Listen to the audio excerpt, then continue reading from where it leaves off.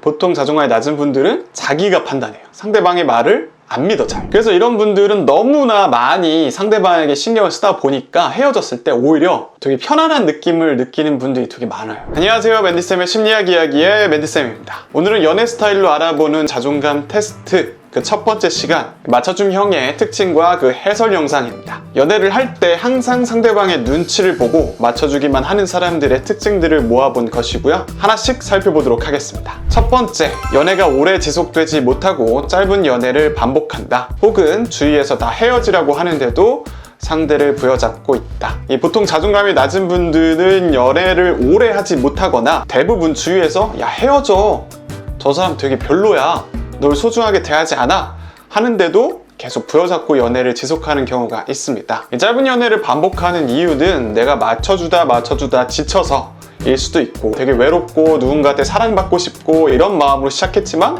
안 맞으니까 어쩔 수 없이 참다가 맞춰주다가 힘들어서 이제 헤어지는 경우가 많은 거죠. 또 주위에서 헤어지라고 하는데도 계속 부여잡고 있는 이유는 분명히 이 사람과 맞지 않는다라는 건 나도 알고 있지만 헤어진다라는 것은 내가 마치 버려진다는 느낌이 들고, 헤어지자는 말을 절대로 할 수 없을 것 같고, 내가 만약 헤어지자는 말을 하면 상대방이 엄청나게 상처를 받을 것 같고, 이런 여러 가지 생각과 두려움들 때문에 이 헤어짐을 고하지 못하는 경우가 많습니다. 또 이 사람 말고는 나를 사랑해줄 사람이 없다라고 잘못된 판단을 해서 이렇게 헤어지지 못하는 경우도 있습니다. 두 번째, 이성 친구가 선을 넘는 말을 해도 참거나 화내지 않고 넘어간다. 사실 자존감이 높은 사람의 경우에는 그 상대가 사랑하는 사람이라고 해도 나를 소중하게 여기지 않는 말과 행동을 할 때는 화를 내는 것이 자연스러운 수순입니다. 그러나 자존감이 낮은 분들은 이 사람이 센 말을 하면 그 센 말에 이 진위를 판단하지 않고 그냥 그 말을 그냥 믿어버리고 바로 상처로 흡수하게 돼요. 또 앞에서 말씀드렸다시피 갈등이 너무 두렵고 무섭기 때문에 화를 내지 않고 나만 참으면 돼 하고 넘어가는 경우도 대다수죠. 또 분명히 선을 넘었는데 합리화를 하는 경우도 되게 많아요. 아, 그게 내가 잘못해서 그런 걸 거야, 혹은 이 정도에 대해서 화를 내는 건 좀 쫌생 같은 건가? 이런 생각을 하면서 또 참고 넘어가죠. 세 번째, 상대방의 말과 행동에 쉽게 상처받는다. 이거는 상대방이 어떤 악의를 갖고 무슨 말을 한 것도 아니었고 그 발언의 수위가 센 것도 아니었지만 자기 자신을 별로 좋지 않은 존재, 소중하지 않은 존재라고 바라보고 있을 때는 상대방의 말 한마디가 엄청나게 아프게 다가오는 경우가 많습니다. 상대방은 그냥 바빠서 연락이 없었던 것 뿐인데 그것을 나에 대한 관심이 식었다고 잘못 판단해 버리는 거죠. 네 번째, 상대방의 말과 행동에서 어떻게든 부정적인 요인들을 찾는다. 99%는 긍정적으로 해석할 수 있어도 1%의 부정적인 요소를 찾는다. 이게 약간 쉽게 말하면 꼬아서 듣는 건데 보통은 상대방이 당황하는 경우가 되게 많을 거예요. 아니, 나는 그런 의도로 전혀 말한 게 아닌데 그렇게 해석했어? 하고 이제 상대방이 처음에는 미안하다고 말할 수 있는데 이게 반복되면은 나중에는 이제 말을 안 하거나 화를 되려내는 경우가 많습니다. 상대방이 또 나한테 화를 내면 둘 중에 하나인 거죠. 이 사람 나를 좋아하지 않는구나 라고 빨리 판단하거나, 두 번째로는 또 그거에 상처를 받고 아, 내가 이런 거에 또 서운함을 표현하면 안 되지, 이런 잘못된 생각들이 계속 반복되는 거예요. 이런 일이 일어나는 이유는 자기 자신을 늘 안 좋게 평가하던 습관이 다른 사람의 말을 빌어서 다시 일어나는 거예요. 내가 나를 안 좋게 보니까 저 사람이 말한 것들 중에서도 나를 안 좋게 본 게 있지 않을까 하면서 그 말에서 아주 낮은 확률로 있을 만한 그 작은 부정적인 요소를 감지해서 이 상처를 받는 거죠. 이 상대방 입장에서 엄청 답답합니다. 나는 전혀 그런 의도로 말한 게 없는데 왜 그렇게 해석해? 이런 생각을 하게 되죠. 그것은 즉 이 질리게 된다는 겁니다. 5번, 상대방이 짜증이나 화를 내면 그 행동의 원인이 대부분 나한테 있다고 생각한다. 이 자존감이 낮은 분들은 비합리적인 생각들을 되게 많이 갖고 있어요. 어떤 문제의 원인은 절대로 혼자만의 원인으로 일어나지 않아요. 상대방이 뭐 오늘 일진이 안 좋았다거나 상황적인 요인들도 있는데 이 모든 원인을 나한테로 돌려버리는 거죠. 상대방이 표정이 안 좋아, 그러면은 잘 생각해 봐야 되죠. 내가 이 사람의 기분을 안 좋게 만든 게 있었나? 없었으면 내 탓이 아니에요. 근데 자존감이 낮은 분들은 예전 일까지 막 다 갖고 와가지고 아, 이런 것들 때문에 얘가 지금 기분이 안 좋은 건가? 하면서 쓸데없이 자기 비난을 하는 걸로 연결되기도 하죠. 이런 말투를 많이 쓰실 거예요. 내가 뭐 혹시 잘못했어? 이런 말을 하면 또 상대방은 또 약간 네가 뭘 잘못해, 그냥 내가 기분 안 좋은 건데, 이렇게 이어지기도 하죠. 근데 그렇게 말해도 자존감이 낮은 쪽은 안 믿어요. 상대방의 말을. 나 때문이 아니라고 말을 해도 상대방의 말을 안 믿어요. 아, 제가 나 때문에 직접 말은 못하고 그냥 삐져 있는 거구나, 이렇게 생각을 해버리는 거죠. 물론 사람들이 어떨 때는 진심을 말하고 어떨 때는 속마음을 얘기하지 않기도 하는데, 보통 자존감이 낮은 분들은 자기가 판단해요. 상대방의 말을 안 믿어 잘. 6번째, 신경을 많이 쓴 선물을 상대에게 건네지만 상대방에게 그 정도의 선물을 받는 경우는 드물다. 물론 좋은 사람을 만나면 이런 일은 별로 안 일어나는데, 이 자존감이 낮은 사람들 중에 이 자주 연애 상대가 되는 사람들이 누구냐? 이 나쁜 남자, 나쁜 여자인 경우가 많습니다. 그래서 호구가 되는 경우가 많은데, 그래서 나는 되게 막 정성스럽게 뭐 편지도 쓰고 꽃도 갖다 주고 뭐 케이크도 갖다 주면 상대방은 내 생일을 심지어 잃어버리거나 내 생일 때 내가 줬던 것만큼 해당되는 선물은 주질 않는 거죠. 그럼에도 이 서운한 티를 드러내면 안 될 것 같아서 또 참습니다. 그래서 서운함이 계속 쌓이게 되는 거죠. 7번, 상대방을 위해서 자신의 많은 것들을 희생한다. 대부분 이거는 시간을 맞춰주거나 장소를 맞춰주는 것과 관련돼서 일어납니다. 롱기라고 하면 내가 야근을 하고 뭐 공부를 하느라 힘들었어도 내가 계속 찾아가는 거죠. 한두 시간 걸리고 왔다 갔다 하는데도 막 되게 늦은 시간까지 시간 써야 되고 해도 계속 상대방이 원하니까 막 맞춰주고 그래요. 자존감이 낮은 분들은 자기 자신의 시간을 소중하게 여기는 것을 못하는 거죠. 물론 이거를 어떤 사람들은 내가 상대방을 좋아하니까 맞춰줄 수 있는 거 아니냐 이럴 수 있어요. 맞아요, 그럴 수 있는데 그게 계속 반복되고 상대방은 나한테 그렇게 해주는 경우가 매우 적다면 그건 잘못된 연애를 하고 있다고 볼 수가 있어요.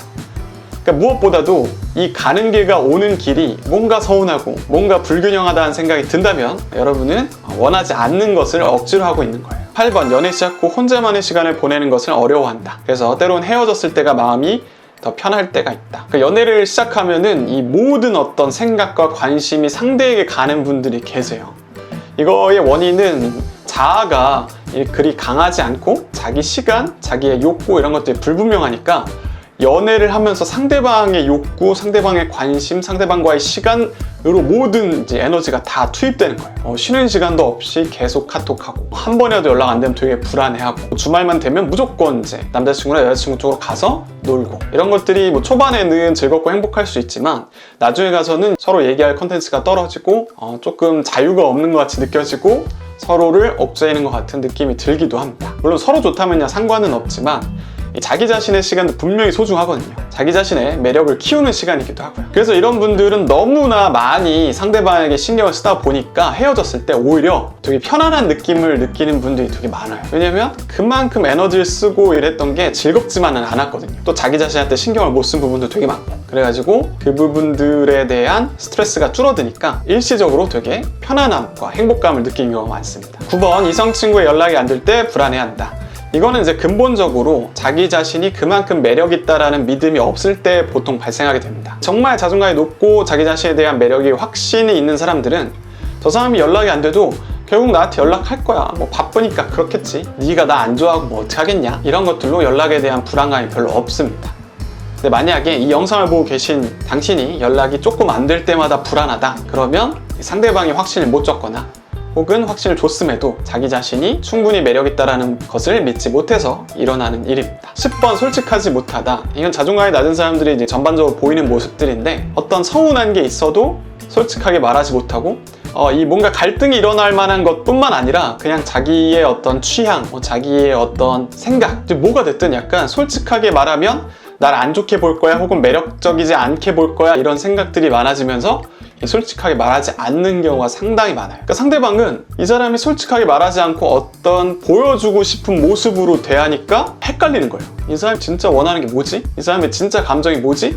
하면서 잘 못 맞춰줘. 근데 이제 되게 웃긴 게 뭐냐면 나는 항상 이 사람을 맞춰준단 말이에요. 근데 솔직하게 말 안 해. 그러니까 상대방은 나를 맞춰주고 싶어도 내가 솔직하게 말하지 않았기 때문에 못 맞춰줘요. 근데 웃긴 거는 그런 전후사정을 다 무시하고 왜 얘는 나를 안 맞춰주지? 내가 해달라는 것만큼 왜 안 해주지? 이런 생각들로 막 서운해요. 그러니까 제가 아까 이제 선물 이야기를 했었는데 내가 만약에 이를테면 10만 원짜리 선물 줬어. 그럼 나도 10만 원짜리 선물 줘 라고 말할 수 있는데 물론 약간 이제 남사스러운 말일 수도 있지만 너무 돈 얘기를 하니까 그래도 그 정도에 해당되는 선물을 받고 싶어 라고 말하면 되는데 그 말을 안 해요. 그냥 제발 그렇게 해주길 막 바래. 근데 안 해주면 또 실망한 표정은 또 안 보여줘. 혹은 그냥 말없이 삐지거나 막 이런 이렇게 명확하지 않은 커뮤니케이션을 할 때가 있어요. 그러니까 상대방 답답하고 답답한데 제대로 어떻게 해줄 방법도 못 찾고 막 그런 거를 저는 센스로 치부하는 사람들이 너무 싫어요. 그냥 솔직하게 말하면 원하는 거 얻을 수 있는데 말을 안 해. 혹은 자기도 몰라. 자기가 어떤 걸 원하는지. 그러니까 솔직할 수 없는 거예요. 근데 뭔가 일어났어. 그럼 그거에 대해서 약간 서운해. 그러니까 자기도 몰랐지만 이렇게 한 건 서운하대. 이거 되게 답답한 거죠. 그러니까 이거는 그 자존감이 낮은 사람도 답답하고 상대방도 답답하고 이렇게 되는 겁니다. 11번 부모님 모두 혹은 부모님 중 한 분과 사이가 그다지 좋지 않다. 이거는 뭐 100% 그렇다기보다는 자존감이 낮은 사람들이 보통 양육 과정에서의 어려움들이 있기 때문에 적은 거고요. 보통 연애할 때 이제 가족 얘기들이 간혹 나오잖아요. 그러면은 이제 부모님 얘기 혹은 어머니 아버지 얘기가 나와요. 그러면은 정말 슬프게도 어느 한쪽이 좀 사이가 안 좋으면 이 성격에 나타나기가 정말 쉽더라고요. 그러니까 이 친구가 자아가 되게 강하고 이 독립적으로 잘 컸다면 부모님이 뭐 소위 말해 정말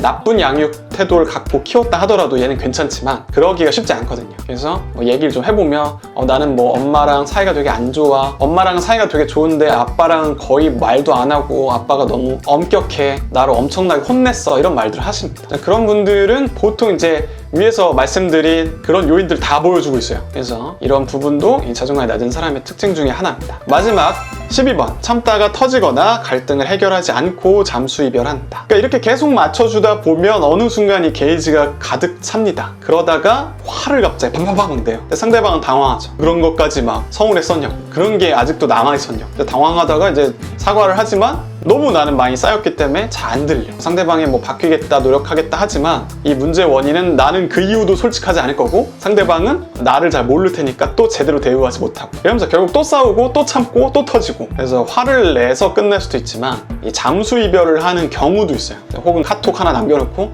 우리 잘 안 맞는 것 같아. 좋은 친구로 지내자. 혹은 뭐 연락하지 마. 이렇게 마무리를 하게 되는데 이게 또 갈등을 싫어하는 또 솔직하지 못하는 여러 가지 요인들이 다 합쳐져가지고 이 이별조차도 되게 깔끔하지 못하게 끝나는 경우가 많습니다. 네, 오늘의 영상은 여기까지고요. 오늘의 영상이 마음에 드셨다면 좋아요와 구독 그리고 알람 설정까지 해주세요. 그리고 제가 진행하는 다양한 자존감 프로그램에 관심 있는 분들은 고정 댓글에 댓글을 확인해주세요. 그럼 안녕!